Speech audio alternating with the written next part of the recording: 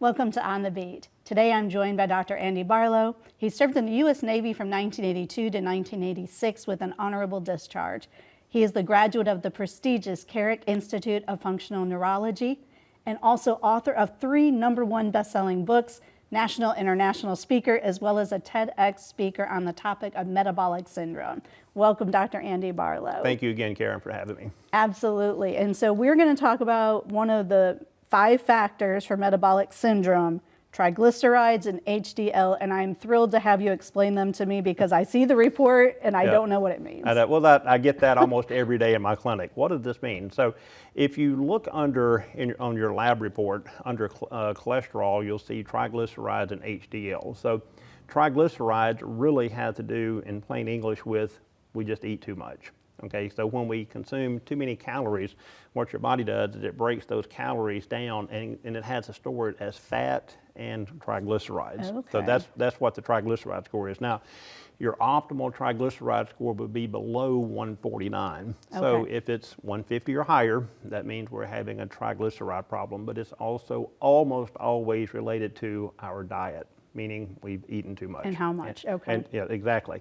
Now, HDL, or high-density lipoprotein, now this is a little bit different because for women it needs to be 50 or higher, and for men it needs to be 40 or higher. Now, with this, why it's called good cholesterol is your high-density lipoprotein. What it does is it takes excessive cholesterol that's in your bloodstream and it sends it to the liver, and the liver breaks it down and then you excrete it. Now, the problem is with metabolic syndrome, which has to do with obesity, hypertension, blood sugar dysregulation, high triglycerides, and HDL. If you have 3 of those 5 risk factors, you could be diagnosed with metabolic syndrome. Now let's go back to triglycerides, or HDL for just a second. You take healthy cholesterol, you send it to the liver and it breaks it down. The problem is with metabolic syndrome, we could have what is called a non-alcoholic fatty liver, which means your liver doesn't function properly and it elevates our cholesterol, triglycerides, and HDL. My goodness, so it's all connected. It is, and that's why with metabolic syndrome, there's 5 interconnecting risk factors.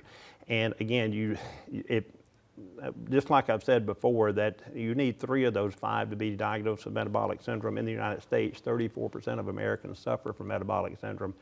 But here's the even more staggering statistic, that 88% of Americans are actually metabolically unhealthy. They may not have 3 of the symptoms that cause metabolic syndrome, may have 1 or 2, which means they're metabolically unhealthy. And then over time, this could lead to health problems like depression, anxiety, chronic fatigue.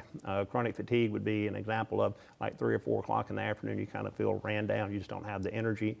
It could lead to depression, anxiety. So this it leads to a lot of health problems. Most people just think of cholesterol as being a heart problem, but it can affect anything from our brain to our gut all the way to our feet. Yeah, I have to be one of those that thought it was just the heart, but it's going to possibly, I mean, not possibly, it will affect all the different parts of my body. Absolutely will.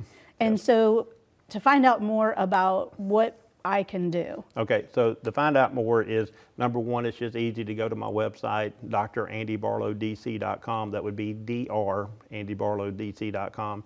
You could order any of my 3 #1 best-selling books. You could see my TEDx talk on metabolic syndrome. And if a person has more questions, they can actually, or want to set an appointment, my number's on the website as well. Perfect. And what I love about the way you describe this, these are all things that I can do. Absolutely. Thank you so much You're for very being welcome. here today on The Beat. Yep. And that's our segment of On the Beat.